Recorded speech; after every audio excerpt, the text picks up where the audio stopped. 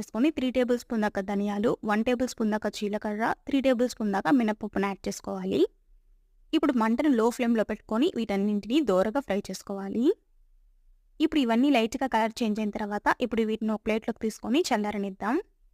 Next వచ్చేసి మీ కారానికి తగినన్ని ఎండుమిర్చిని కూడా యాడ్ చేసుకొని ఎండుమిర్చిని కూడా దోరగా ఫ్రై చేసుకోవాలి. సో, ఇప్పుడు ఈ ఎండుమిర్చిని కూడా కొంచెం దోరగా ఫ్రై చేసుకున్న తర్వాత వీటిని కూడా ఒక ప్లేట్‌లోకి తీసుకొని చల్లారనిద్దాం. నెక్స్ట్ వచ్చేసి 1 కప్పు దాకా కరివేపాకును కూడా దోరగా ఫ్రై చేసుకోవాలి. నేను ఇక్కడ వచ్చేసి పచ్చి కరివేపాకును తీసుకున్నాను. మీరు కావాలనుకుంటే ఎండు కరివేపాకునైనా తీసుకోవచ్చు. ఇప్పుడు ఈ కరివేపాకు కూడా కొంచెం క్రిస్పీగా అయ్యేంత వరకు ఫ్రై చేసుకోవాలి. ఇందులోనే పీల్ తీసేసుకున్నటువంటి వెల్లుల్లిని ఒక 10 నుంచి 15 దాకా యాడ్ చేసుకోండి. వెల్లుల్లి ఎక్కువ యాడ్ చేసుకుంటే ఫ్లేవర్ చాలా బాగుంటుందన్నమాట. అండ్ అలాగే మీ టేస్ట్‌కి సరిపడిన సాల్ట్‌ని కూడా కొంచెం యాడ్ చేసుకొని కోర్స్‌గా గ్రైండ్ చేసుకోవాలి.